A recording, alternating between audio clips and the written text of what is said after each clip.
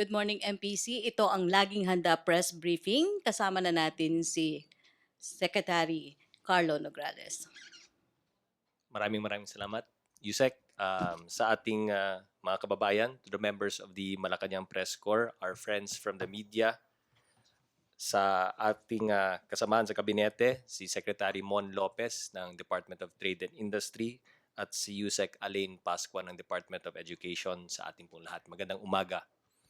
Last night, President Rodrigo Duterte gave a national address that sums up the broad swath of measures government will be implementing to slow down and contain the spread of COVID-19.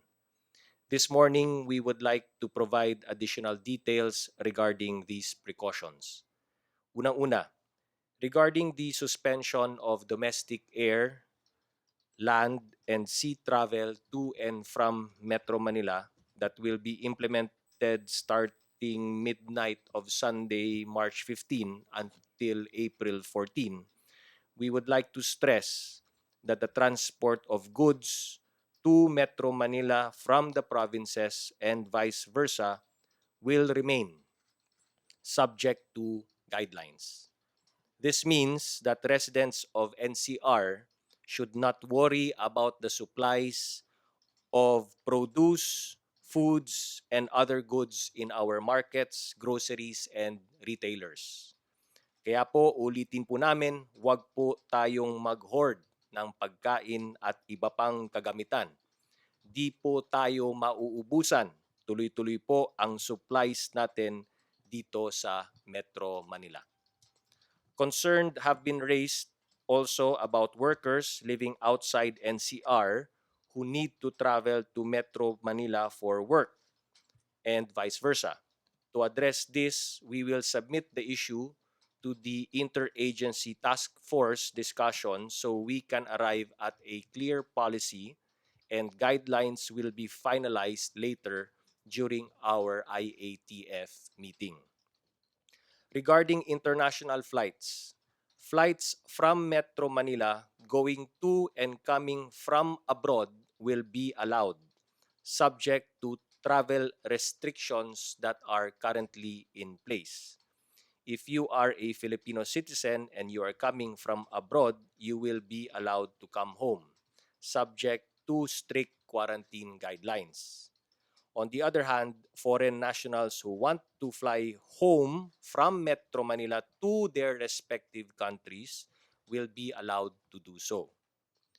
However, very strict and stringent travel restrictions will be imposed upon those traveling from countries with localized COVID-19 transmissions.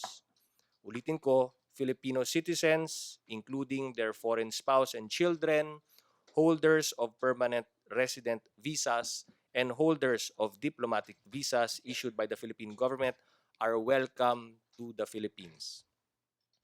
Anyone flying in from abroad via NAIA will remain in Metro Manila until the domestic travel ban is lifted, and again that begins on March 15. If the ultimate destination is in the provinces, we suggest you fly in via Clark, Cebu, and other airports not under quarantine, so you can proceed to your ultimate destination in the provinces. Allow me to reiterate that the suspension of domestic travel will be reviewed on a daily basis and may be lifted earlier if the situation allows it or extended further if the situation requires it. Again, strict quarantine restrictions will be imposed on foreign nationals coming from countries with localized COVID-19 transmissions. Details of this policy for international travelers will also be fleshed out later during our IATF meeting. Pangalawa, with regard to the stringent social distancing measures to be implemented from March 12 to April 12, aside from the suspension of classes during this period, Work in the executive department is likewise suspended during the said period in order to reduce opportunities for exposure to the COVID-19. As the President said last night, we hope our counterparts in the legislative and judicial branches of government adopt similar measures. Skeletal staffing patterns will be put in place, and telecommuting and telework may also be considered in order to ensure that public services continue uninterrupted while these measures are in place. Again, yung frontline services po ng gobyerno ay tuloy-tuloy pa rin po. For the private sector, we urge employers to adopt the flexi work arrangements that were outlined in a labor advisory that was issued by the Department of Labor and Employment. The DTI has also recommended that manufacturing, retail, and service establishments, as well as banks, remain open to the public on the condition that they undertake the various precautions advised by the Department of Health. Mass transport systems like the LRT and PNR train systems, the MRT, will also remain operational, with the Department of Transportation tasked to institute measures that will protect the riding public from the COVID-19 virus, such as regular disinfection protocols and social distancing measures. In line with these measures, the government is also strictly prohibiting mass gatherings during this period. These include concerts, large seminars and conventions, sporting events, and social gatherings. And we will provide more details about this later, particularly as regards masses and worship services and religious gatherings. Alam namin malaking um, adjustment, no? Malaking adjustment po ito para sa atin dito sa Metro Manila. But we ask everyone to cooperate because the consequences of allowing these gatherings during this crucial time could be more painful in the long run. These are all part of Metro Manila community quarantine efforts that we believe will slow down the spread of the COVID-19 virus.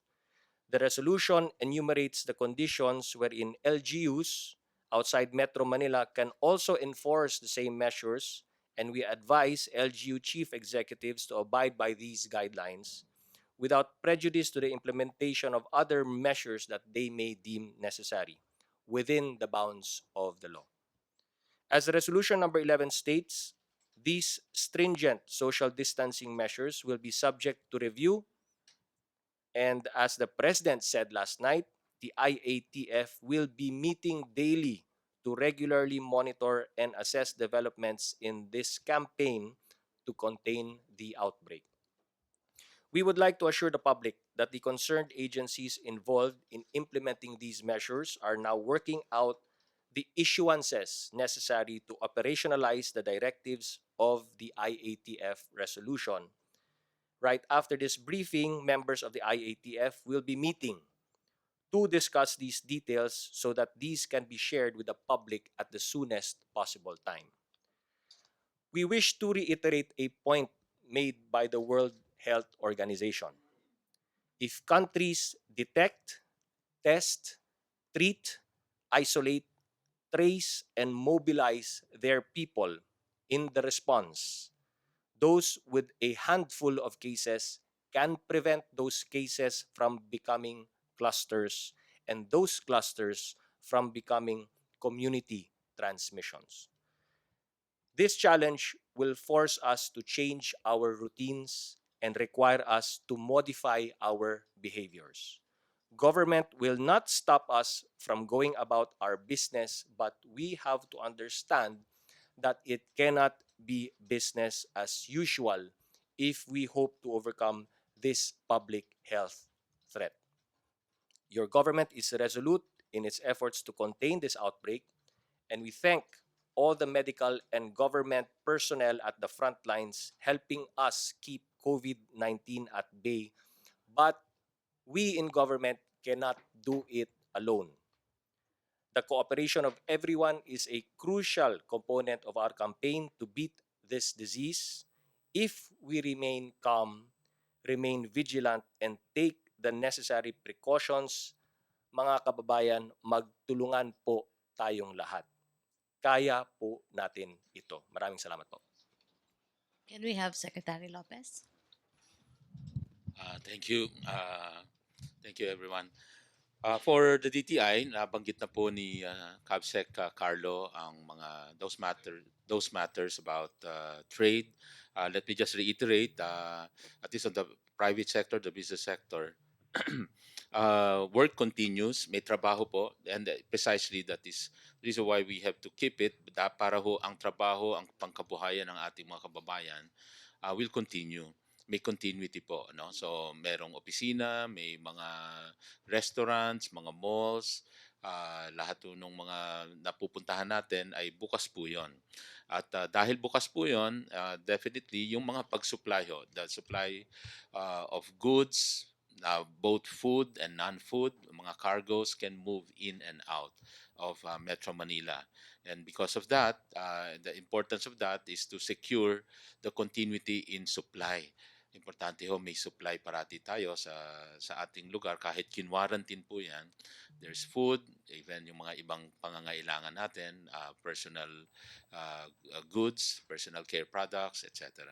So, yun ang importante diyan. And so meron hong ididetalye na lang sa guidelines how we will implement this, but generally speaking, basta cargo ho ang dala ng non-driver at pahinante ay allowed po yan. Pati paglabas nila, may delivery receipt naman po. There are ways to prove na yun po ay cargo, may mga cargo deliveries na ginawa in Metro Manila. So, importante ho dito, no business disruption, and therefore supply of goods will be assured, and at the same time, prices will be assured. Ganun din po sa mga ibang opisina na bukas din. Banks will be open, offices, factories, mga manufacturing operations will continue. Ang in-encourage na lang po would be a flexible work arrangement, especially sa offices. That doesn't mean walang trabaho yung wala sa office kasi nga with the technology now, we all know, may maraming nakakatrabaho kahit mula sa bahay. At so yun ang encourage because the bottom line is less movement of people.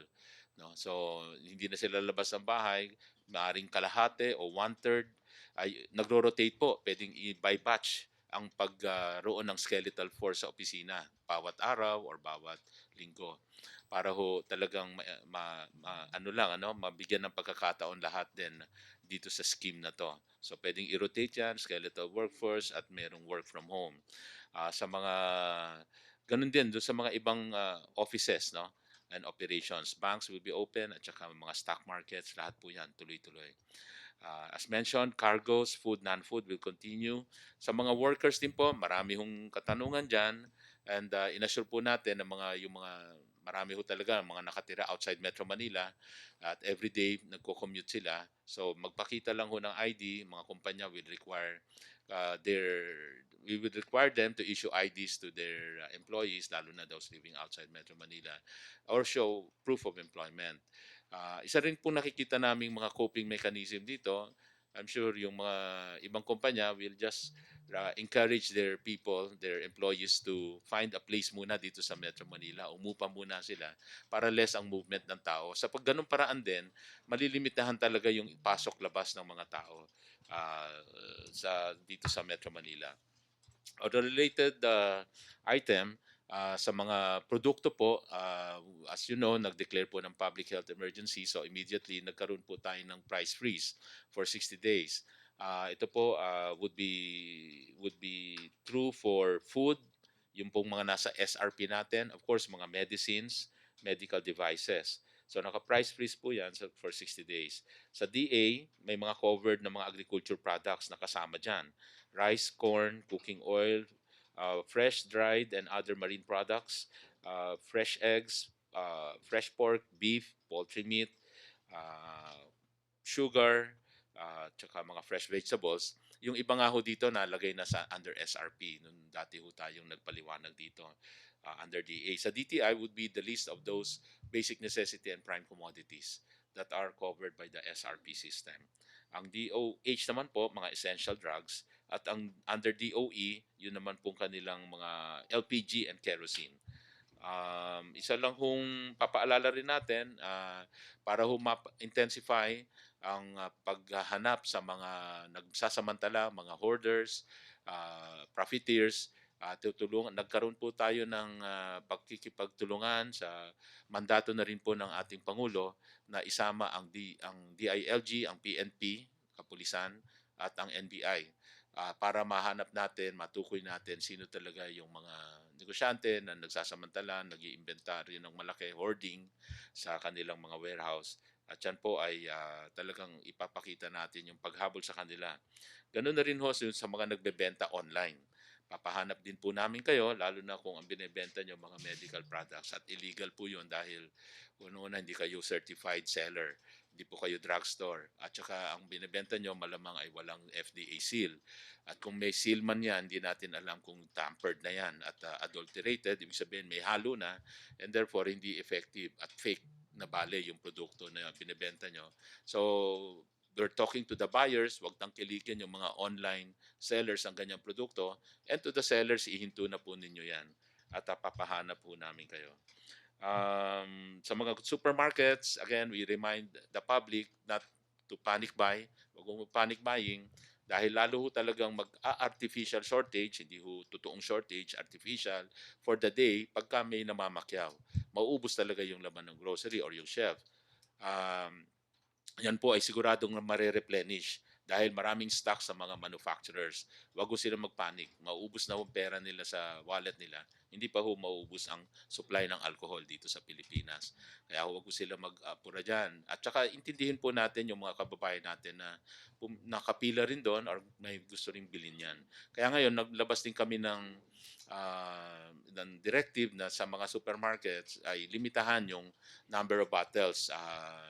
2 bottles lang bawat mamimili ang i-issue na sa pagbenta nitong mga alcohol. So at saka ganun din po kung mga alcohol, medicines, marami rin yung stocks kaya wag din tayong mag-apura o mag-hoard din yan. Thank you. Yusek Pasqua. Magandang umaga po sa inyong lahat. Sa kagawaran ng edukasyon o sa Department of Education, 2 linggo na lang po ang klase ng mga bata sa public school. Itong linggong to at sa susunod na linggo.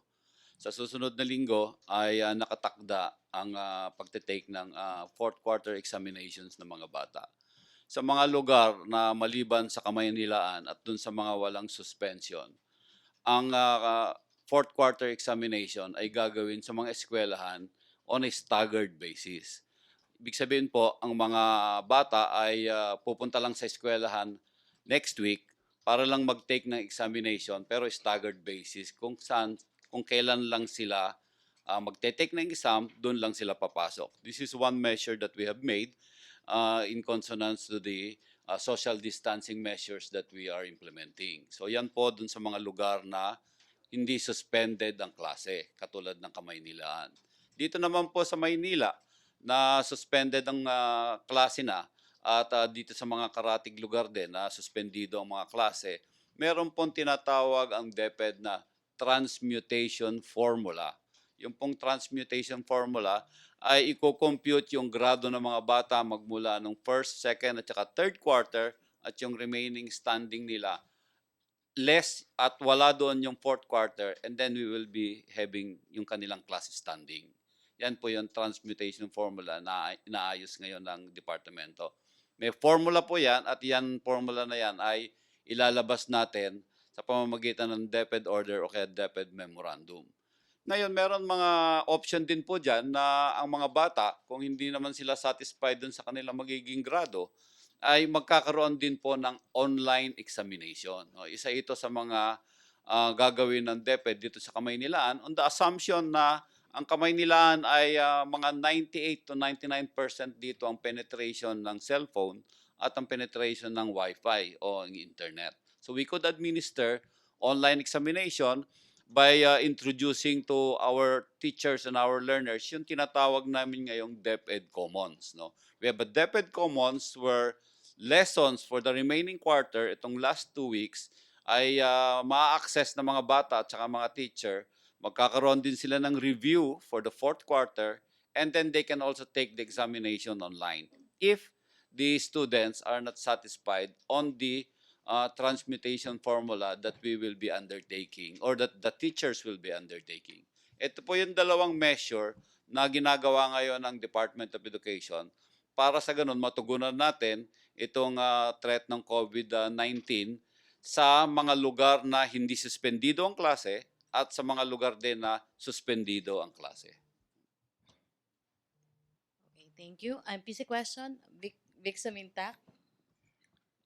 To Secretary Nograles, sir. Good morning. Big Sumintak from Net25 and DCEC. Sir, ang concern lang po namin is yung doon sa restriction tungkol sa mga religious gathering. Alam nyo naman yung Iglesia ni Cristo, aktibo talagang sinusunod yung pagsamba ng Miyerkules, Huwebes, Sabado, and Linggo. Kung magkakaroon ng restriction, ako nasisiguro ko hindi susunod ang iglesia sa ganong patakaran, anong magiging aksyon ng gobyerno? Unang-una sa lahat, nasimulan na namin yung discussions na ito kahapon.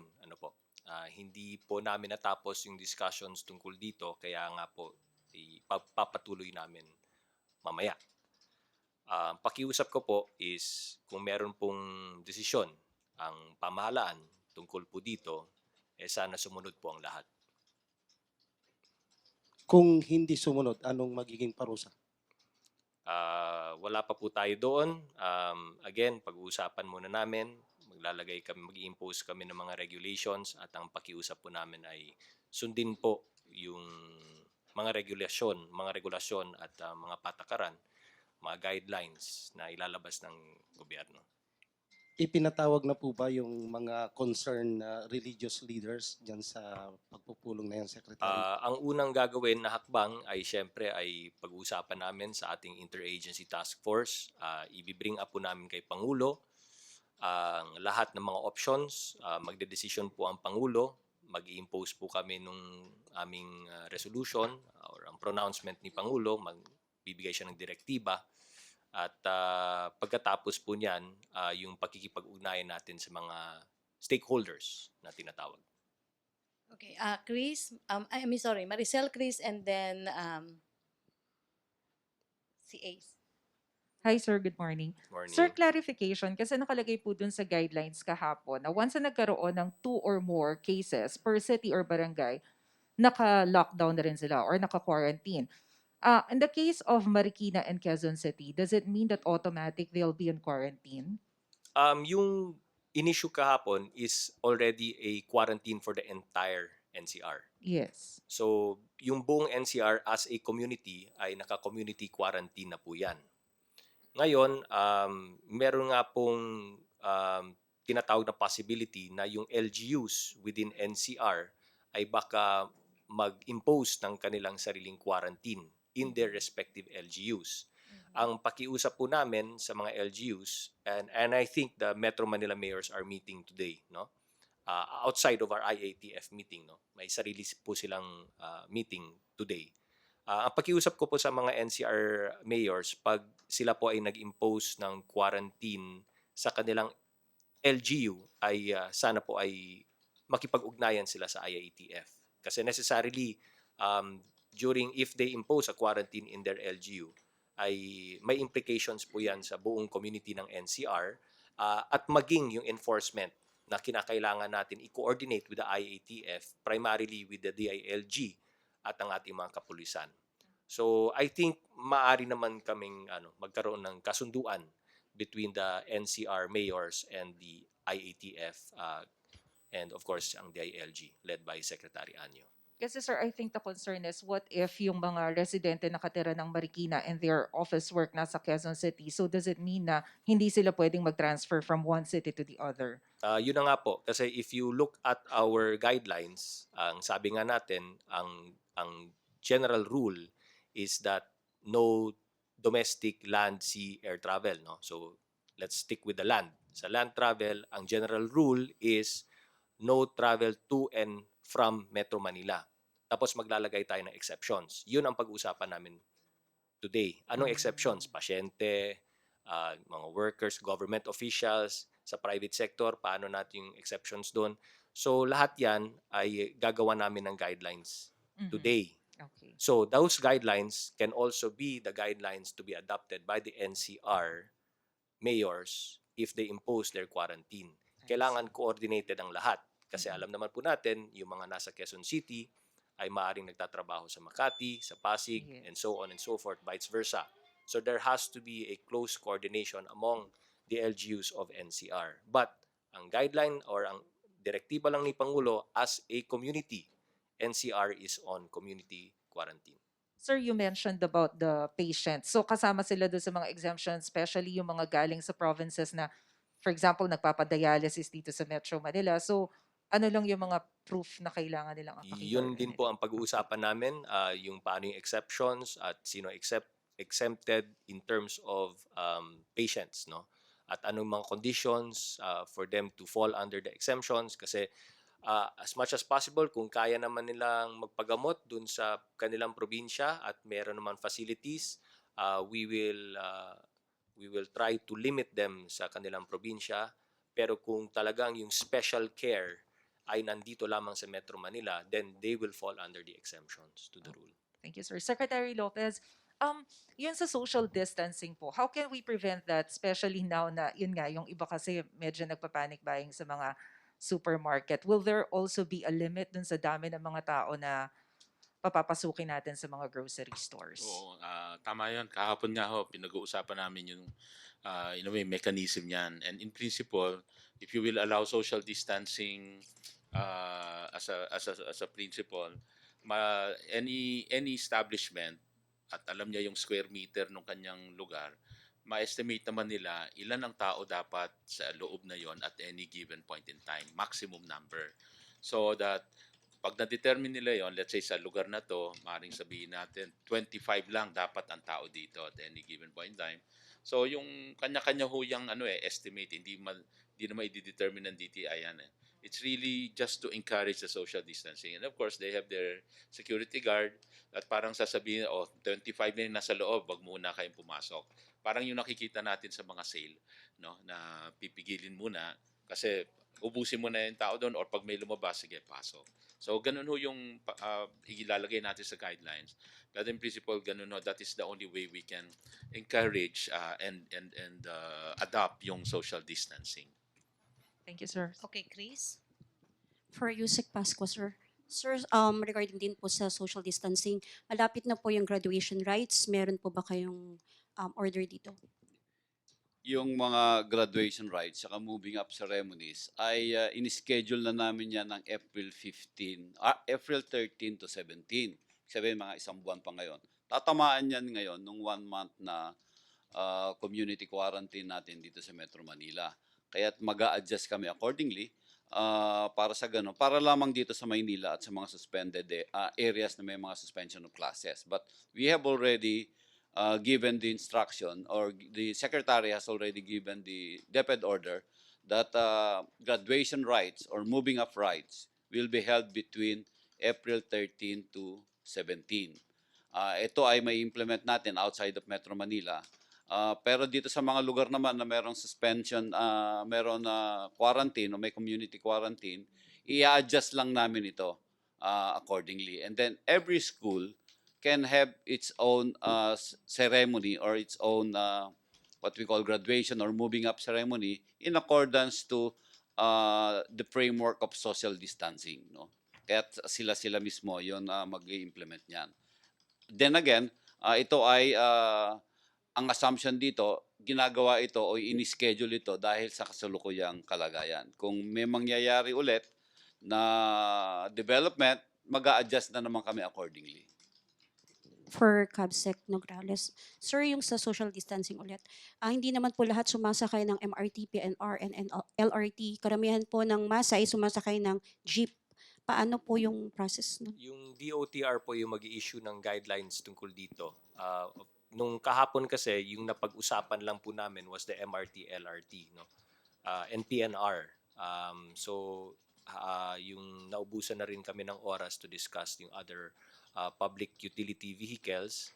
Kaya ito po yung i-continue namin today. Dahil nga sa dami ng pinag-uusapan kahapon. So today po yung hopefully mafa-finalize ng DOTR yung kanilang proposed guidelines na aming ipepresent kay Pangulong Duterte. Kasi sir, ang concern ng mga jeepney drivers, yung boundary na binibigay nila sa mga operators nila. Paano po kaya yun? Isa rin yan sa mga issues and concerns na pag-uusapan natin, of course kasama ang Department of Labor and Employment. Kaya ito yung kagandahan ng task force namin. It's interagency para lahat ng aspeto ng lahat ng decisions namin ay napag-uusapan. At ang directive nga rin ni Pangulo is to expand already the membership ng IATF para yung ibang mga members ng gabinete ay pwede rin na ring isama dito sa mga pag-uusapan. Thank you po. Okay. AC, then Julie and Ian. Good morning po, AC Nichols from CNN Philippines. Sir, I know you're still threshing out the details of the guidelines, but just to clarify some things, kasi from last night, Sec, merong mga conflicting info na pumapasok po. Meron pong officials na nagsabi na yun pong sa community quarantine in Metro Manila, wala pong magiging exemptions. And then ngayon we're hearing na particularly for the workers, as long as they can provide company IDs, kahit for example sa Rizal sila nakatira, pwede silang pumasok sa mga work nila in QC or wherever in Metro Manila. For now, meron na po bang sigurado doon for that particular aspect lang po, yung workers who live outside Metro Manila? Gaya ng sinabi ko, i-flesh out pa natin yung details kasi the general rule is by March 15, travel to and from Metro Manila ay tigil na, no? But maglalagay kami ng exceptions, no? Syempre pag-uusapan natin, number one, gaya ng sinabi ko, yung sa pasyente, no? Number two, yung sa yung cargo supplies and supplies. Obviously, hindi naman makakarating yan dito kung walang driver at walang helper. So, lalagay tayo ng exceptions dyan. And then of course, for government officials, tulad namin, na kailangan namin pumunta ng iba't ibang mga regions, who are the government officials exempted no, from the general rule. And then sa private sector. Sa private sector, imamap out natin ano bang companies, anong industries ang exempted, tapos paano yung mga ipoprofile yung mga workers galing saan, tapos anong proof ang ipapakita, no? Because all of that will now ang importance kasi niyan will come into effect during the enforcement, di ba? So during the enforcement, it has to be very clear to the DILG and to our police, the PNP lalo na, and to our local government units, no? Sa mga mayors at sa kanilang the enforcement authorities down to the LGUs, very clear kung ano yung exceptions to the rule and how they will fall under these exceptions. Okay, sir, just about the travel restrictions naman, because domestically, di ba, hindi na makakagalaw po. Can you explain to us lang yung thought behind na yung domestic hindi na po talaga allowed, but pwede pa rin po mag-travel abroad? Kasi some people are asking na, doesn't that defeat the purpose of the community quarantine if, for example, we're just not allowed to travel in the provinces here in the Philippines, pero pwede naman akong pumunta ng ibang bansa? Kasi nalagay na natin yung mga medical and health protocols sa lahat ng ports natin. Airports, seaports, it's already in place. So, isistriktohan pa natin yung mga protocols na yan. So, because the mechanism is in place, yung travel to and from yung abroad, nandun na nakaset up na kasi yung mga protocol. So, parang yun yung thought process dun. And we're very strict, no? And we'll even become even more stricter. Lalong-lalo na kung mula sa mga countries that have positive transmission ng COVID-19. Lalo pa namin sistriktohan yung quarantine and safety and health protocols dun sa airports and seaports po natin. Going to and from yung sa abroad. Okay, question lang muna sa AP kay Jim.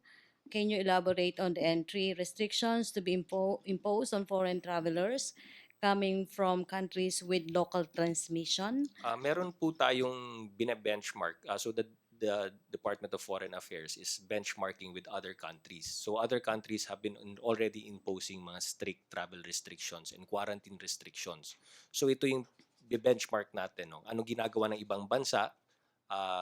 when it comes to foreign travelers. So yun yung benchmarking process na gagawin ng DFA and then they will present to us later. What if daw po nag-insist yung foreigners na lumipad pa rin dito?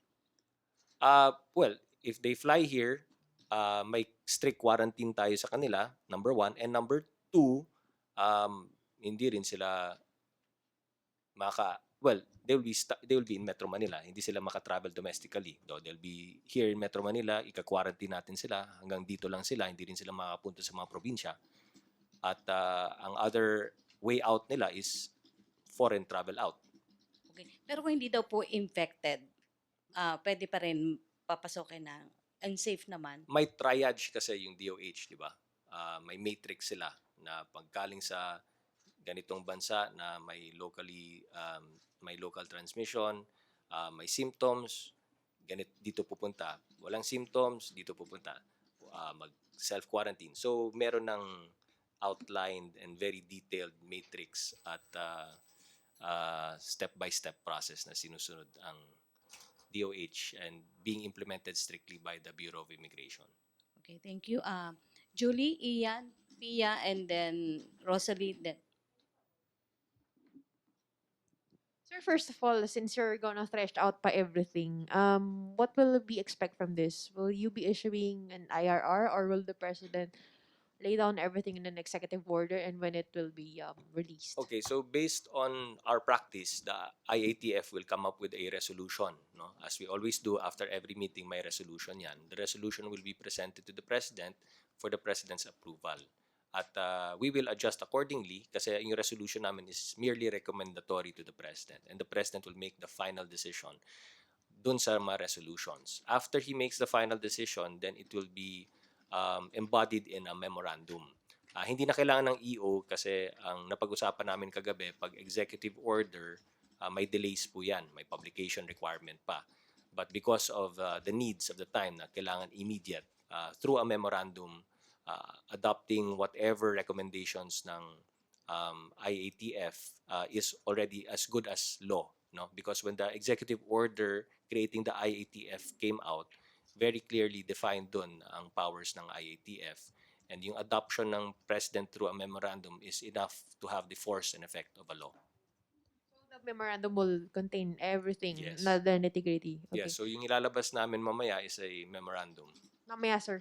Yung Expect sa it. sinabi ni Pangulo kagabi, it will be embodied in a memorandum. Okay, sir. Sir, about concerns about travel restrictions, the resolution says that it's domestic travel, land, sea, and air to and from Metro Manila. While Metro Manila is under a community quarantine. Pero as Maricel asked, and LGUs LGUs in Metro Manila can also impose localized community quarantine din. Tama?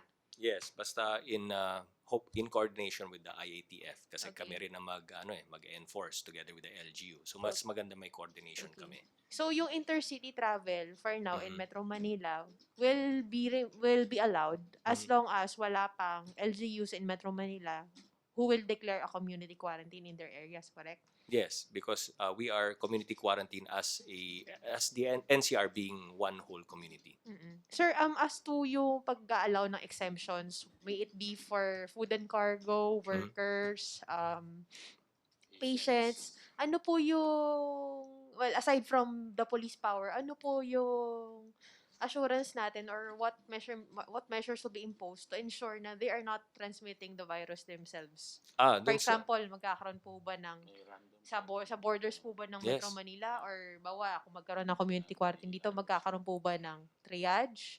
Mag-i-inspect po ba sila for symptoms, temperature? Kasi being allowed to go back to work to Metro Manila is one thing, pero there's also the risk that they might be carrying the virus outside or inside of Metro Manila. Doon papasok yung inputs ng Department of Health. Ano po yung mga precautions na gagawin natin for travelers, di ba? So, off the top of my head, syempre yung thermal scanner is one, no? And then titingnan yung kalagayan kung may simptomas. But the more detailed list of what precautionary measures will be imposed will be given to us by the Department of Health kasi sila yung experts dito. cargo, sir, for food and cargo, for example, syempre, paano mangyari yun? Yung driver Yeah, mismo. driver and helper. Okay. So, sila din mismo, i-screen sila papasok ng Metro Manila. Opo, of Okay. course. May I, Capsec? Yes, sir. So, yung doon, siguro i-lay out natin mamaya sa guidelines. At pwedeng random yon, hindi naman lahat. Kasi to facilitate, yun ang mga pag-uusapan randomly. Kasi imagine niyo dati nga, free moving lahat yan. Di ba? Wala naman tayong restriction dati. Pero at least ngayon, with this move, malaking kabawasan ng probability na may mga lumalarga or nagkakalat ng may sakit pala, no, with the limitation in this movement, with yung itong mga nasa guidance natin. So I think, to me, ang pwede nating ma-recommenda dyan ay yung magkaroon na lang at least random checking lang. Malaking kabawasan na yon sa probability ba na hinahabol natin na walang magkahawaan. Question na lang, sir. In terms of visuals, kasi if you're gonna place Metro Manila under community quarantine, what will it look like on the road? May closure? May checkpoint? What should people expect? Checkpoint. Oo. Napag-usapan yan a bit kahapon, because syempre ang magle-layout ng lahat would be DILG. But yes, obviously we'll have to put men in uniform, mga police dun sa mga borders natin. When I say borders, I mean borders between NCR and different regions, no? So parang ganun ang mangyayari visually, no? Sir, sorry, one last question.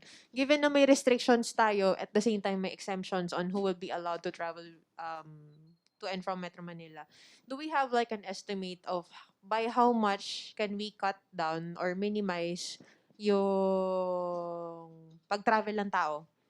Given Metro Manila's population, kung magkakaroon tayo ng community quarantine, ilang porsyento po yung mababawas po sa free movement ng mga tao? 50%, 25%? And did the DOH say anything about this being effective enough to stem the curve or to stem the spread of COVID-19? That's why we have to take it day by day. Kasi syempre, hindi natin mape-predict din yung reaction ng private sector and ng public sector ng ating mga kababayan. This is day one, kumbaga. Of course, it will be stricter on come March 15. So kung meron kaming number on the estimates, wala pa naman, hindi pa naman namin na-determine yan. But obviously, we had to take drastic measures, no? Because nung pinag-usapan nga yung mga probabilities of infection and looking at the rate of infection, ito na yung kumbaga, consensus. Of course, there were more drastic measures that were discussed, and then some wanted more lenient, but at the end of the day, si Pangulo po ang nag-decide. Thank you, sir. Okay, Ian, and then Pia and Eileen. Hi sir, good morning po. Sir, marami po nagtatanong sa by text messaging or sa social media sa amin. Bakit daw po nung nilabas yung reso nung IATF at inilabas ng Pangulo sa pamagitan ng public address kagabi, bakit hindi pa binalangkas muna yung guidelines para hindi na nagkaroon ng kalituhan para sabay-sabay na at wala ng Kasi maubusan din tayo ng oras. You would imagine na nagsimula kami ng umaga, nagpresenta kami kay Pangulo nung hapon. Dun sa pagpresenta namin kay Pangulo ay mahabang rin yun, discussions din. At one point, we had to just give in the words of the President, broad strokes muna. Para lang everybody knows ano yung general rule. And then all the guidelines, lahat yan pag-uusapan. Kaya araw-araw po ang meeting natin. Sadya po yung araw-araw kasi we have to adjust every day. We have to be able to adapt every day. We have to be able to react if need be every day. Kaya sabi nga niya, araw-araw kami makikita, Sabado at Linggo. Wala na rin kaming weekend. He's preparing us for an everyday meeting na gusto niya siya yung nandun. But before we present to the President in the morning, meron na kaming mga technical working groups, meron na kaming mga staff work na gagawin, ipepresenta sa mga secretaries ng ating mga respective staffs. We will present it to the big group, and then pag-uusapan, and then we'll come up with a resolution, and then we'll present to the President, and the President will make the decision. So ganun, araw-araw, parang ganun ang magiging pattern po natin. We will look at the numbers, we will look at the mga positive numbers, we will look at may trend bang umakyat, bumababa ito, Are we being successful? Tama ba itong ginagawa natin? Or do we have to be stringent here? We have to be stringent there? Titingnan natin kung may clustering, etc. etc. So, kailangan day by day, hour by hour kung pwede. Sec, doon naman sa exemption, nabanggit nyo, no? Ang media po ba ay may exempt dito? Kasi alam naman natin, lagi kaming lumalabas, kami rin po yung nasa mga area na kailangan puntahan dahil kailangan namin magbalita. Binubulungan ako ni Sec Mon na sabi niya, pag-isipan muna natin. Pag-usapan namin. So wala pang definite sa media so far. Wala pa so far. Apo. Sir, yung mga government transaction natin, GSIS, BIR, magkakaroon na ng sa April din ng nito, no, deadline sa tax filing. Paano yung magiging guidelines nila dun sa social distancing? Yeah, hihintayin din namin yung recommendations ng BIR at ang Department of Finance. Siyempre, social distancing, importante dito. Siguro i-up natin yung e-filing system nila. We'll try to encourage more e-filing pagdating sa BIR. Kung hindi naman kaya sa e-filing, gagawa tayo ng mga protocols kung saan nandyan pa rin yung social distancing as much as possible. We'll try to encourage everybody to file as early as possible, avoid the lines. We will have no lines as much as possible, di ba? Bawal yung linya-linya. So, DOF po at ang BIR gagawa ng regulations po dyan. Sir, last na po kay DTI. Baka nasa economic cluster kayo, baka alam niyo po ito. No? Sa Italy, yung mortgage nila sinuspend dahil doon sa nangyayari.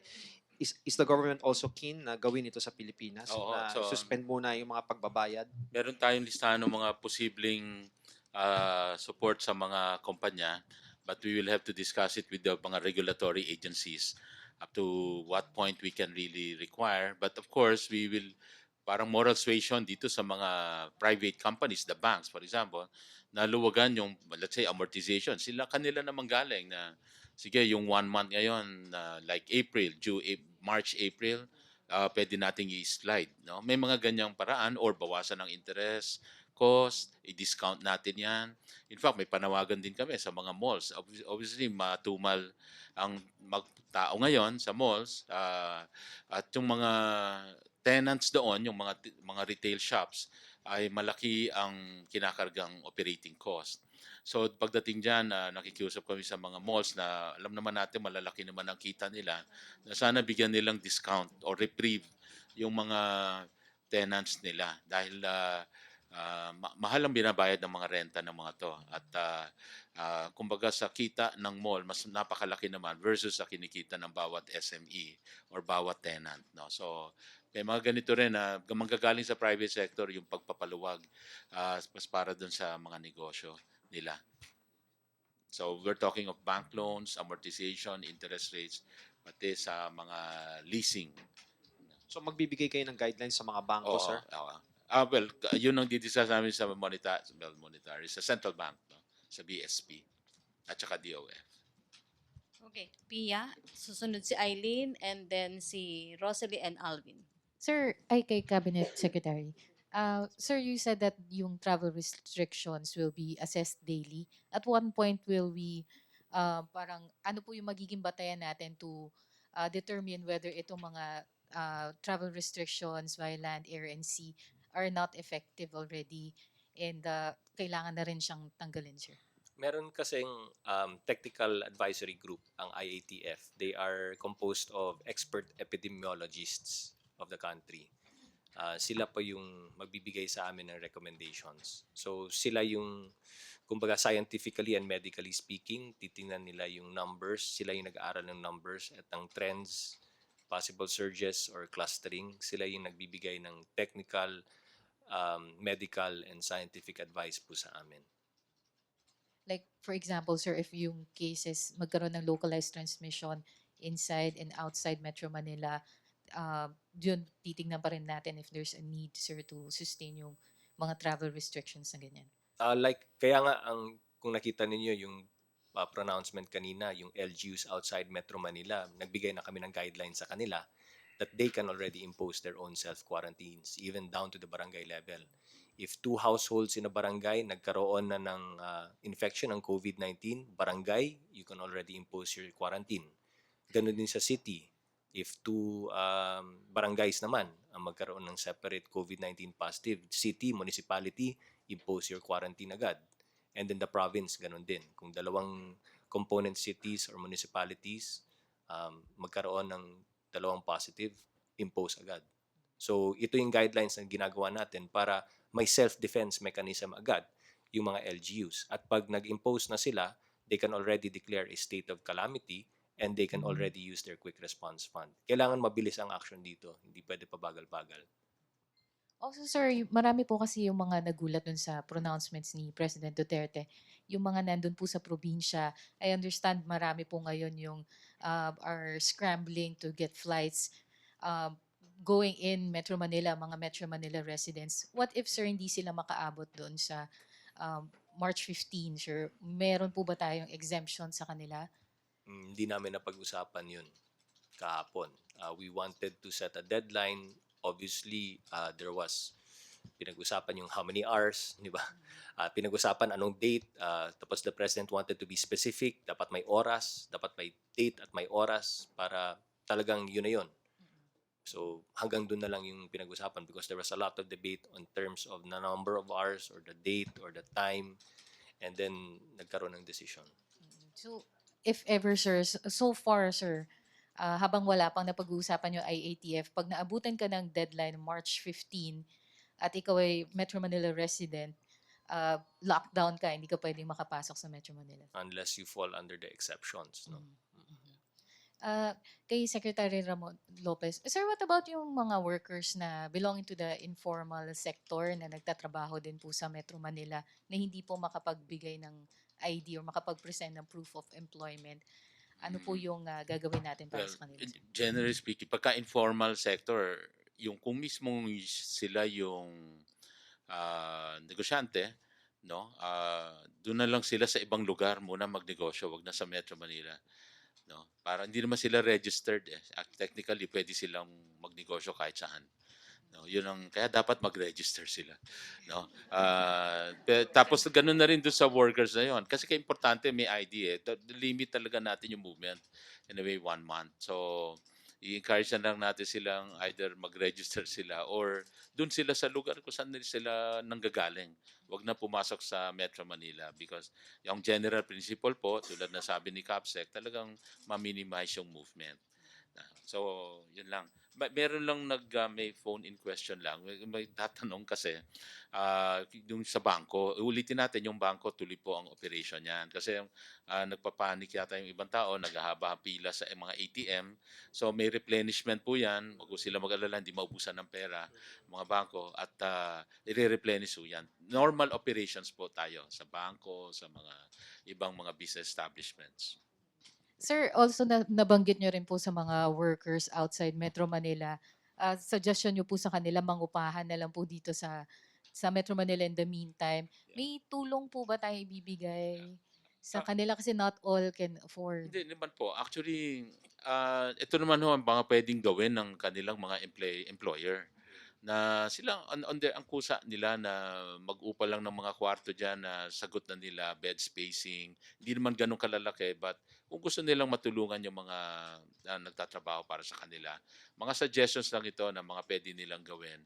Hindi naman kailangan lahat manggaling sa gobyerno. I think yung mga negosyante, malalaki naman yan na pwedeng tulungan yung kanilang empleyado. Kung ma-minimize lang yung movement in and out ng mga workers. Pero kung wala talaga, go through the process. Last na lang po kay Cabsec. Sir, kasi marami din po yung nakapagplano na ng kanilang mga social functions. Like, for example po, yung mga ikakasal sa panahon na Weddings. ito. Yes. Ano po yung payo niyo po sa kanila, sir? Prohibited po. Pasensya na po. They'll have to... siguro yung kasal, ako, guideline natin yun, no? Pero ako tingin ko, yung kasal, hindi mo mapipigilan ng pag-ibig. social... Bawasan na lang nila yung guest or we will suggest yun nga, yung makakatipid pa sila. Pero yung social distancing, kailangan ma-observe. Bawal ang mass gathering eh. Yun ang bawal eh. Kung hindi nila mapigilan or i-move ang kasalan, I think yun, pwede ko nilang gawin yung bawasan na lang, no? At pero ganito ho ang sinasabi rin natin. Yung mga may tanong ho kasi kanina rin related to that. Paano yung magka-cancel sila ng mga binook nila na hotel, restaurant. So, dapat to may refund.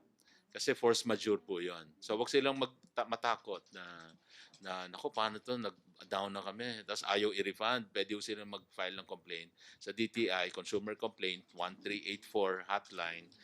Papanigan po sila ng DTI para mag-refund yung establishment. Last na lang sir, yung guidelines baka kasi may ibang gusto talagang ituloy yung kasal nila. Hanggang ilang guests po ang pwede para masabi na hindi siya pasok sa large gathering, sir? Ah, depende nga sa lugar, no? Nung hindi pa po nag-code, hindi pa po nag-sub-level 2, no? Nag-code red sub-level 2. Internally, among us in government, ang parang informal number na ino-offer sa amin was in a room 50, no? Pero syempre yung 50 na yan, ang tanong, depende rin sa size ng room eh. Ang social distancing kasi po talaga is really kasi wala naman tayong lahat may mga rulers, no? So siguro arm's length ang sinasabi namin lagi. Arm's length ang distancing ng bawat isa. Syempre sa wedding, ang daming ano, 'di ba? Paano magkikiss ang couple? Paano yung so paano yung distansya ng couple? Ang daming adjustments na kailangan gawin. That's why hindi pa namin talaga masinsinang pinag-usapan ang wedding per se. Doon pa kami sa general mass gathering. Pero syempre pag kinausap mo yung mga doktor, mga epidemiologists, alam mo, napaka-stricto ng mga yan. Pag sinabi prohibited, prohibited talaga gusto nila. So, ito nga yung struggle natin, no? But this is reality. The reality of life. Kaya nga, ang panawagan namin ni Secmon at ni Yusek Alin, alam natin na timeless at boundless naman ang pag-ibig. What is 1 month postponement for love? Thank you, sir. Thank you. Eileen, next mo na si Rosalie, and then Alvin. To Sec Nograles po. Love na naman. Sir, i-simplify ko lang yung tanong dun kasi may nag-aabang na galing sa ibang bansa, Filipino, Mhm. pero doon sa bansang pinanggalingan niya meron ng record ng local. Opo. Pupunta rito ng 15 and babalik ng 28. Can they still go to the Philippines? Oo, sinabi naman ni Pangulo na hindi natin ipagbabawal ang mga kapwa nating Pilipino umuwi ng bansa. Pero ang masasabi lang na po namin, pagdating po nila dito sa bansa, meron po tayong mga very strict and stringent quarantine health protocols. Yeah, they're not from Metro Manila. They're from Bulacan. Ganun po ba? Meron, ganun pa man, Hindi pwede. pagdating nila dito, they'll have to undergo all of these very strict quarantine measures. So, Ang tanong mo ba ay makakapunta ba sila ng Bulacan? makakapunta ba sila ng Bulacan? Because within the span, yung holiday nila is until March 28. So, yung 14 days quarantine, if ever, hindi na sila makakapunta doon, sir. Pwede By silang Clark. Clark. Pwede silang mag-Clark na lang. Mag-fly na lang. Oo, Clark. Pero syempre, pagdating nila ng Clark, ano yan nandun pa rin yung mga protocols Huwag nilang, baka isipin ng kababayan natin pagdating Cebu, Clark, or any international airport outside of Metro Manila, wala tayong mga quarantines. So, what will be the best advice for them, for the Yun na nga, Filipinos? if they can go to Clark, kung gusto nilang, ang ultimate destination nga po nila is another province, they can go to the other international airports that are not under the community quarantine of NCR. Pero pagdating nila doon, they have to undergo all of these measures, self-quarantine and or more stringent quarantine. Yes, No? and Kasi galing sila sa Canada. Today i-outline ng IATF kung ano yung mga bansa na considered may locally transmitted COVID-19 in that country. So pag-outline natin ng mga bansa na yan, i-impose na natin yung stringent health and quarantine protocols. So i-outline din namin yan. Ang bansa muna, identification of the countries, then what strict and stringent protocols we will put in place benchmarking on the strict protocols being imposed by other countries as well. Thank you, sir. To Secretary Lopez. One more. Sir, kasi sabi nyo is limited lang yung alcohol, 2 bottles per person. Pero I witnessed isang lugar dyan sa supermarket. Actually, pinuno nila yung cart nila. And then, pagdating sa counter, pinipilit nila, the customer is always right. No. No. The Yeah. customer is not always right. Yes. Pagdating sa ganyan na may rule na tayo. At the supermarket, binilinan pa ng DTI, ipapairal nila yung rule na yun. Hindi po limitless, unlimited ang customer is always right. Yes, sir. Kaya, will you ask the supermarket owners or yung mga supervisors na palabasin na lang sila pag gano'n ang Hindi, asal nila? bentahan nila ng dalawa. Oo. Bentahan nila ng dalawa. Yun ang limit Ayaw nga, eh. sir eh. Di wag. Okay. Simple lang. Labas na sila para may makapasok Yeah, na because iba. they're making a scene inside the supermarket also. May security guard po sila, ipalabas po nila yan. Thank you, sir. Pasensya na ho, kasi talaga hong emergency nga eh. Yes. Silang dahilan ng maraming artificial shortage. Artificial dahil hindi naman talaga siya shortage. Mhm.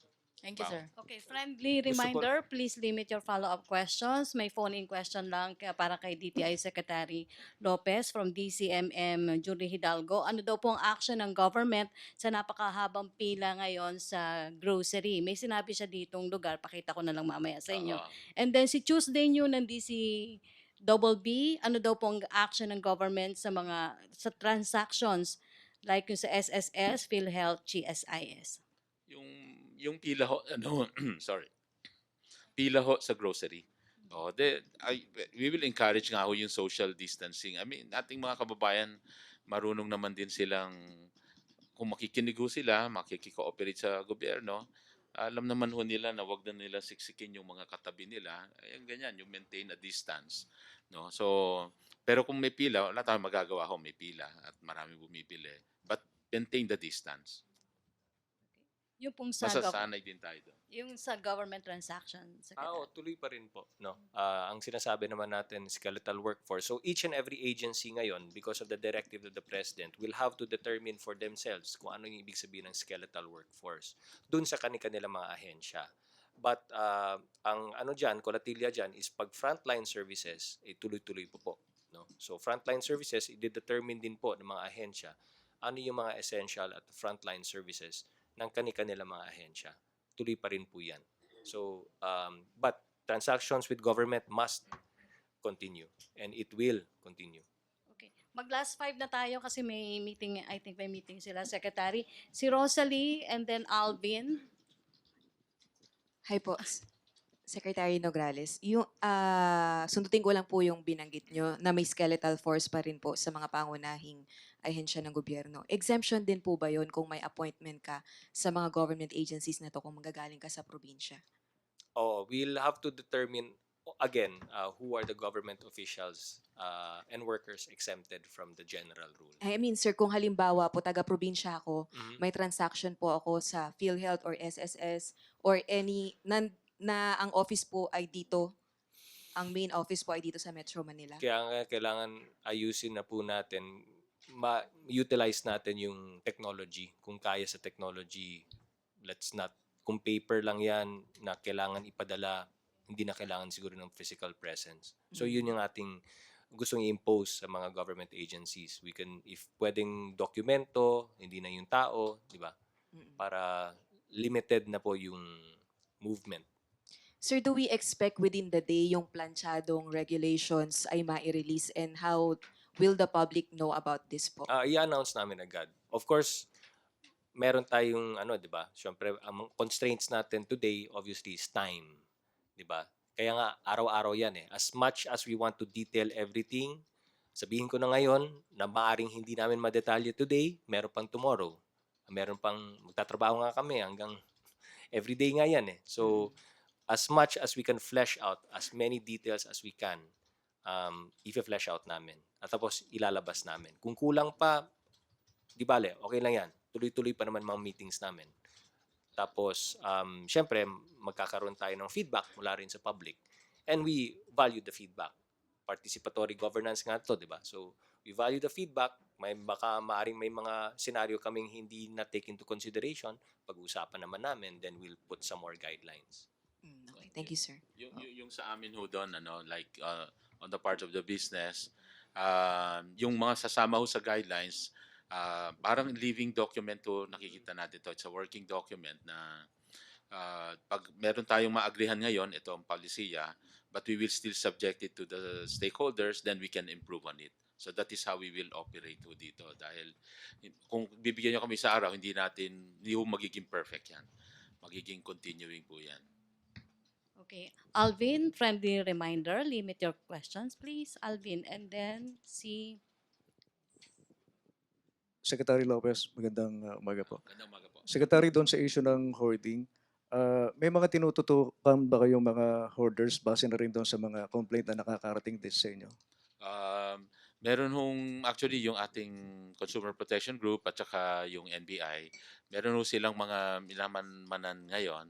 Actually kahapon nga nakapasok na sila sa ilang establishmento, pati hindi lang yung tindahan, pati yung loob, yung mga warehouse, napuntahan nila. Meron silang nakita pero hindi naman hoarding. Ibig sabihin, nakakita sila ng mga 13,000 pieces ng mask. Pero it's a very small amount, So, kala nga nila hoarding na yon. So, yung mga ganun, it's a normal number. Pero ang hoarding is something like kung nag-hoard ka, may 1,000,000 ka dyan na hindi mo binibenta. Pero itong 10,000, it's like a daily requirement lang. At in fact, pa-deliver na pala. Kaya, kumbaga, false alarm din. No? So, but ibig sabihin, inumpisahan na ho natin yung pagpunta sa mga warehouses nila at tuloy-tuloy na ho yan. Yusek, kay Secretary Nograles. Sir, kasama niyo ba sa meeting niyo sa IATF yung mga church leaders mamaya? Ay, hindi po. Gaya ng sinabi ni Secretary Mon, ang proseso po natin dyan is yung after nagkaroon ng resolution at ma-approvahan, then we go and discuss it with the stakeholders. Pero mamaya, strictly government lang po. Pero iko-konsulta natin yung Apo. sa mga Lahat church leaders. ng stakeholders naman po. Gaya sabi ni Secmon, pati mga business stakeholders kakausapin po natin. I-involve natin sila sa discussions. So ganun din sa simbahan.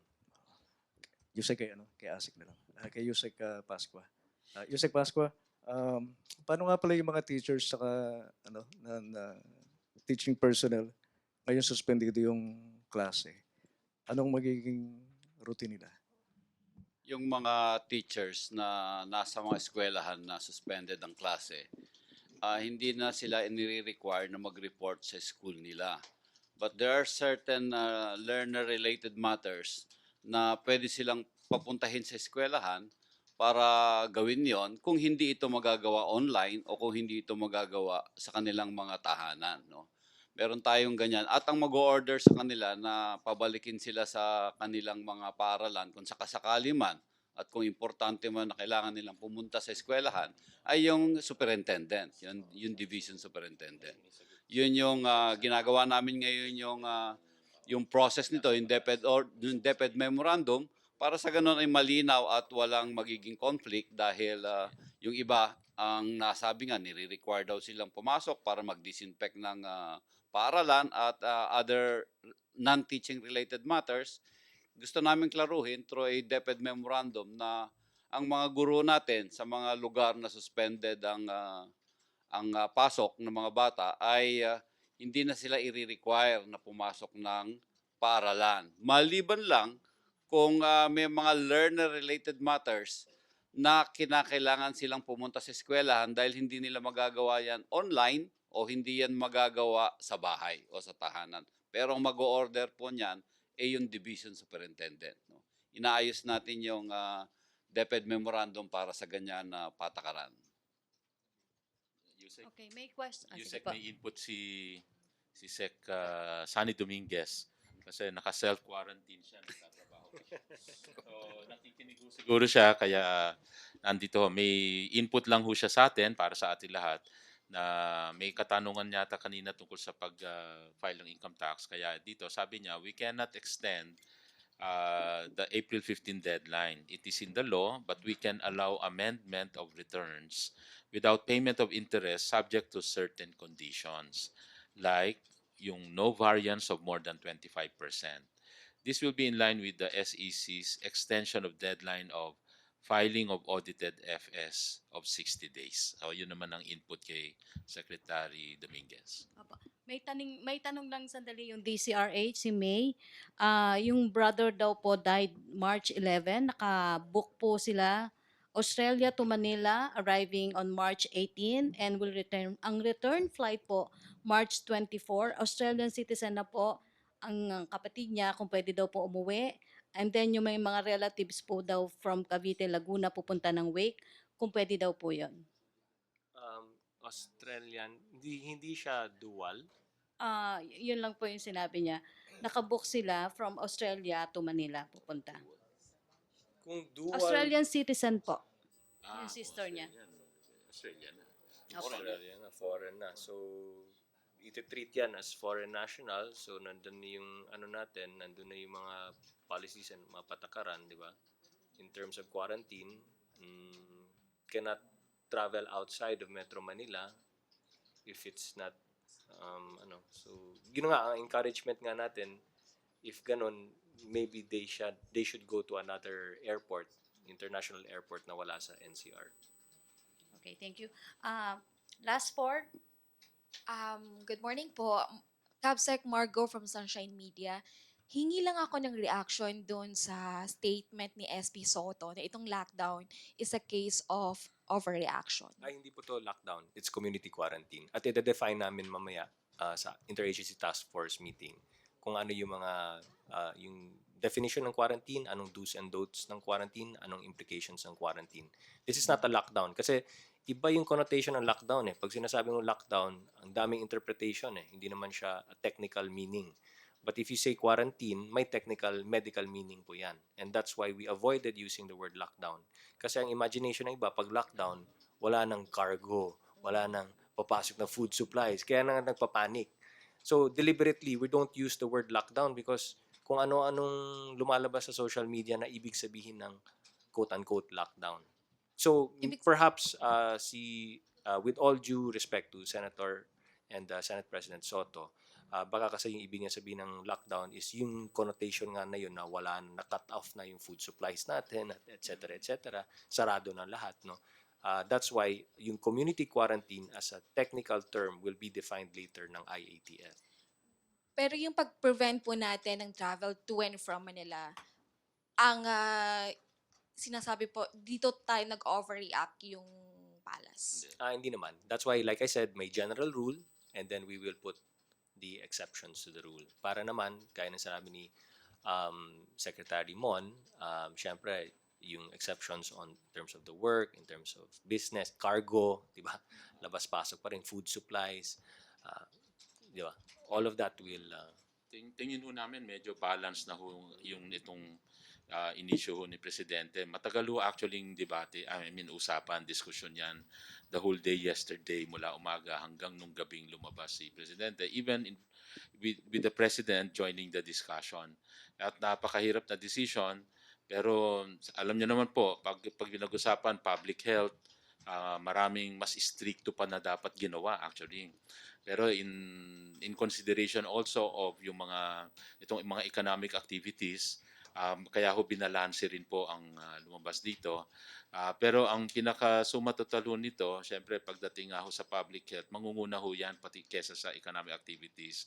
At naging wisdom na rin ho ng ating Pangulo na sabi niya kahapon, time is of the essence. Sa experience ng mga ibang country, kung hindi mo gagawan talaga ng isang drastic measure, hindi pa nga ito super drastic measure, ay makakalat pa yung dahil narinig din niya yung possible output ng pagkalat ng COVID-19 na exponential. Pag tinamaan ng isa, 4 ang pwedeng mahawa. Yung bawat 4 na yon, may 4 din na pwedeng mahawa bawat isa. So nag-exponential siya.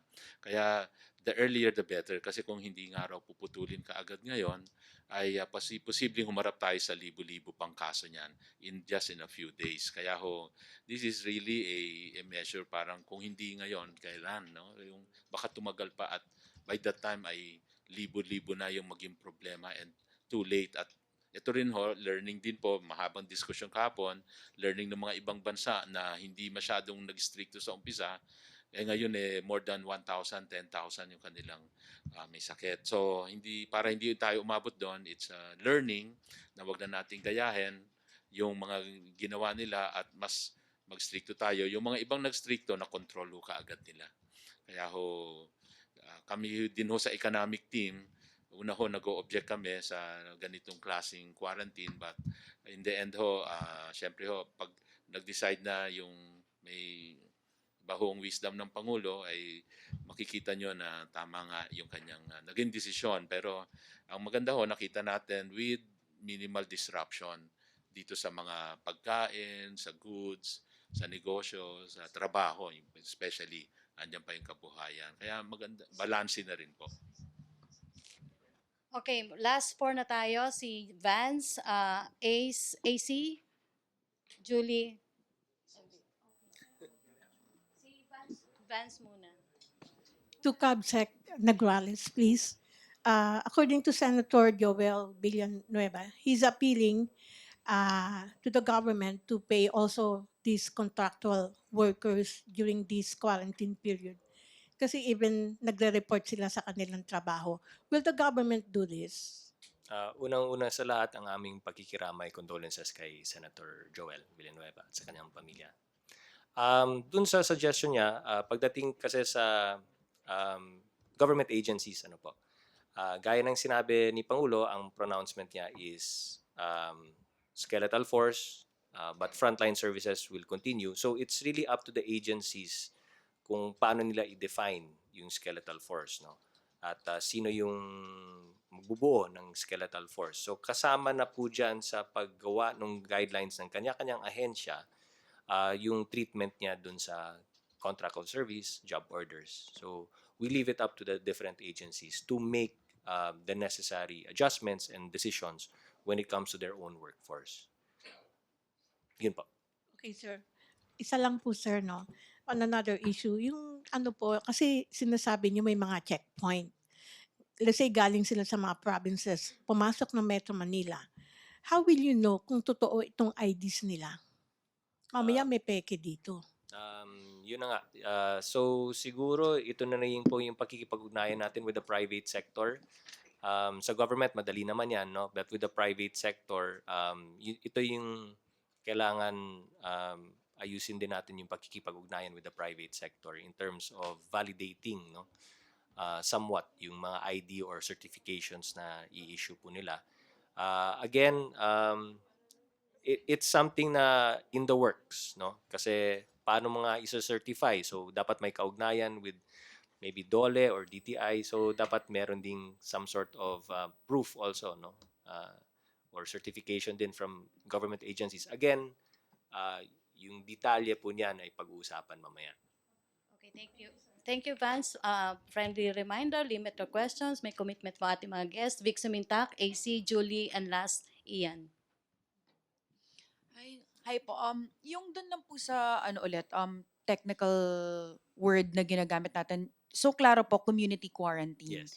Pero bakit po nagamit ni Pangulo yung word na lockdown kagabi? No, kasi hindi, parang ano lang yun parang yung kanyang comment lang dun.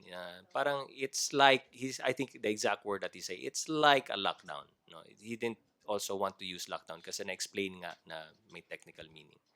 So parang sabi, for all intents and parang lockdown na rin to. But it's not really the lockdown. Kasi nga, yung technical term ng lockdown has not been defined and cannot be defined by our medical experts. But if you say quarantine, doon na papasok yung expertise ng ating epidemiologists, ng DOH, at ang ating mga health advisors on how to technically define quarantine. But lockdown, they cannot define what lockdown is. In terms of the info dissemination lang, medyo magiging madugo po siguro ito kasi you mentioned every day Opo. there can be changes in the guidelines. Parang even if you come up with one today, Mhm. that doesn't mean na it will be yung i-apply natin for the rest of the month. That's why So, importante po ang media Mm. at dapat yung correct, tama, valid legal media at not the fake news. That's why Because- your role is very important. That's why we appreciate forums like this kung saan may babahagi po ng official government and state workers kung ano yung ibig sabihin ng ating mga direktiba. Kasi po, we're also being bombarded with questions. So, ano po bang plano nun? Every after ng IATF meetings po kaya, can we expect briefings from the IATF? Yes, PCOO is making the arrangements na we will be, sabi ni Pangulo, let's be as transparent as possible to our people.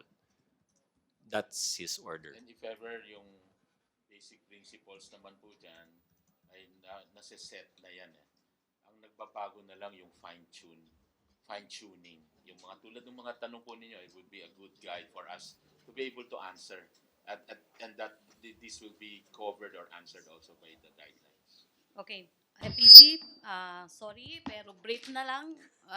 Vic, Julie, and Ian, brief lang. Clarification lang po tungkol doon sa travel restriction kasi kanina ang pinag-uusapan natin yun sa public vehicle. What about the private vehicle na ginagamit ng mga tao na nasa Metro Manila? Same principle. The same pa rin, di ba? So, kung private vehicle, alamin natin kung kasama sila sa exceptions, di ba? Tapos, ang mag-enforce would be our law enforcers ang mag-enforce po niyan. But, syempre, hindi ka pwede lumabas, pumasok until may mapakita kang proof at na ikaw ay kasama dun sa exceptions. Okay, Julie, and then last na si Ian. Sir, sorry, follow up lang dun sa question ko kanina about yung sa workers residing out of Metro Manila. May figures po ba tayo like ilang workers might be affected by the community quarantine? Millions Two yan lang. eh. Kasi may kasabihan na, di ba, ang Metro Manila, 11 million by or 12 or 14 million by day, 11 million by night, something like that. So, million po yan. Kaya ho, si PNP is preparing also na marami talaga at all roads ay makover ho nila yan. Pero as to a specific figure, sir, wala po tayo sa hawak. We can give you the data later. Okay, Hindi ko lang naalala ngayon. Okay, sir. Sir, napansin ko lang, dun sa resolution na nilabas ng IATF, there were marami pong measures directed towards the public, pero there was no mention of protection for health professionals who are actually dealing with COVID-19 on the front lines. Ano po yung assurances natin for them like financial support, psychosocial support, lalo na sa mga, kumbaga yung talagang nagda-diagnose or nagta-triage ng cases? Also, funding, sir. As at this point, enough po ba yung funding natin? 1.6 na inapprove ng Congress, yung binigay ng PAGCOR. Enough po ba yun for the 1-month community quarantine to address any possible surge in cases? Well, we cannot answer for that. Si DOH Secretary dapat yon. But as far as I can remember, meron siyang mga pina-approve na additional funding last Friday sa Economic Development Cluster. I think ito yung binabanggit yun na manggagaling sa PAGCOR. At meron pang additional na 400 million. Yung una ay parang 1 point something billion na nandagdag. So as to funding, we are assured meron tayong funding. The amount, of course, Secretary Duque would know. Last na lang on my part. Sir, you mentioned earlier na dapat we are supposed to implement even more drastic measures, but this is not as drastic talaga. May maraming concessions, may exemption, etc. During the discussions with the IATF, ano po ba yung talagang gusto nung technical advisory group? Walang exception? This is close to what the technical advisory group has recommended. Na may ganitong travel ban in Metro Manila. Of course, yun yung pinaka-critical dito. Kita nyo, ang daming question tungkol dito. At saka ito yung pinakamahirap ding ma-implement. Kung sa totoo lang, yung economic cluster, ayaw nito. Yan. Ito yung matagal na usapan na ano no this particular part no. At dito ho may mga concerns tayo. Subalit ito na nga yung naging measure. Pero sabi ni Capsec, ang pinaka-drastic pa talaga nito, walang galawan. Talagang nasa bahay lahat, nasa building lahat, bakante ang parang yung Wuhan model. That's another model na hindi pa natin na-implement. Yun ang talagang drastic na But that came up. sa pang-usapan because it's a model na pwedeng nating i-consider but that's really, super drastic kung libo-libo na yung naging kaso kaagad. Palagay ko yun ang extreme. Super extreme last, measure. sir. Sir, you said earlier na yung memo will have the effect of a law. What will happen to violators of this community quarantine? For example, someone who will insist on going out of Metro Manila, makalusot, someone who will insist on hoarding. Ano yung magiging penalties po for violators of this community quarantine? Because people may not take it seriously because they think it's just restrictions, pero walang punishment. Narinig niyo yung lecture ni Pangulo kagabi, di ba? Sabi niya, policeman, a law enforcer is a person in authority. Sundin mo yung sasabihin ng person in authority. Pag hindi mo sundan, then it's a violation of the law.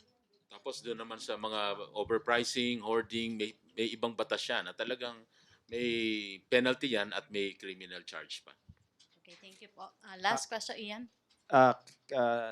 Secretary Mon Lopez, sir, patanong lang po ito, no? Opo. Kasi nag-raid ang NBI yesterday doon sa isang warehouse ng mask. Oh, ito yung kinikwento ko kanina. Oo, tapos sir, may name drop daw yung pangalan nyo na clear daw sa inyo yon na hindi sila nag-hoard and yet nakita nga ng NBI na marami. Ito yung kinikwento ko na 10,000 pieces. 10,000 pieces lang yung nakita. Hindi po yan hoarding quantity at ang pagka-report po sa amin, in fact, nakasakay na siya sa van for delivery. So ibig sabihin, it's not a hoarding amount. So it's not really an issue. Kaya ho, yun naman, binatanong ko, kailan pa yung inventory, gaano kalaki, and all that. So wala pong issue yun. So yung sinasabi sir na maraming nakita doon, pasok pala yun sa bracket na allowed natin na hindi hoarding. Oh yes, so ang hoarding naman kasi yung nagkaka-shortage sa labas pero meron kang ilang milyon or milyon-milyon na mga boxes na nakatago lang sa warehouse. I think we have to look at it as to the operation. Ano ba ang daily operation nila? Palagay ko with that amount, that's even very, very low. No? On a daily requirement, as you all know, no? Ang daming requirement at may million pa nga ang siguro requirement. 10,000, that's very small. I think part of daily, wala pang daily yun, baka isang oras maubos yun. Okay, So bawat imagine 2,000 more than 2,000 ang number of branches ng isang company pa lang, drugstore, maybe another 3,000. Imagine mo 3,000 ilang piraso lang bawat branch, no? Ang maaabot ng 10,000. Okay, thank you. Thank you, Ian. Thank you po. Last words, Secretary Nograles. Let's take this day by day, no?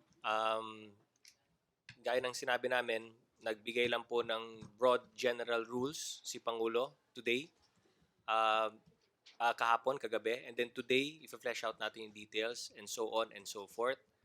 So siguro ang panawagan natin sa bawat isang Pilipino, hindi lamang mula sa NCR, na let's cooperate, no, with government. Magtulungan po tayo. Yun ang pinaka-importante sa lahat.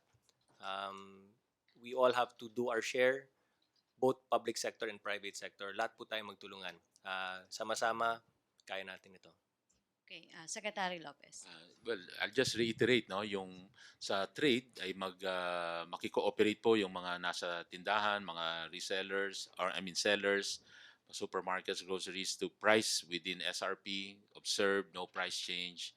Sa mga kababayan natin na mimili, let's think of others then, concern for others. Huwag natin ubusin yung paninda, no, at bumili lang ng tama.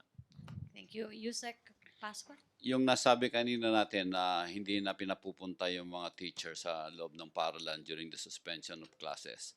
Ini-expect pa rin natin at nagagawin nila lahat yung mga kinakailangan nilang gawin at yung mga kinakailangan tapusin dahil magtatapos na yung school year. Katulad ng computation of grades, preparation of other documents. No, we expect that they should be finishing all these materials or all these documents or requirements doon sa kanilang mga tahanan at sa kanilang through online processes. No?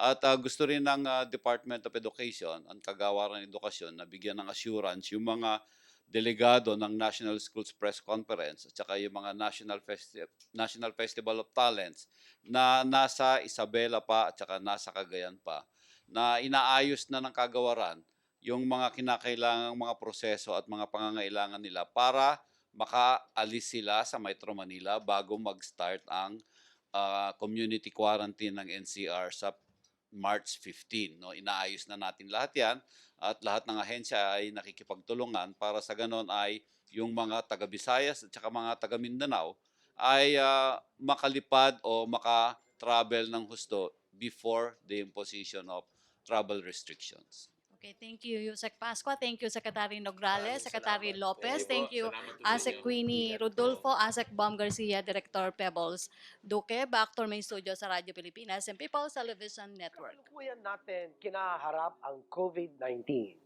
Ngunit tulad ng SARS, 17 taon nang nakalilipas, atin ring itong lalabanan. Bawat isa ay malaki ang maitutulong sa pamamagitan ng regular na paghuhugas ng kamay, tamang paraan ng pag-ubo, pagpapanatili ng 1 metrong distansya sa mga may sintomas, at pagsusuot ng face mask kung ikaw ay may sakit. Todo laban kontra COVID-19.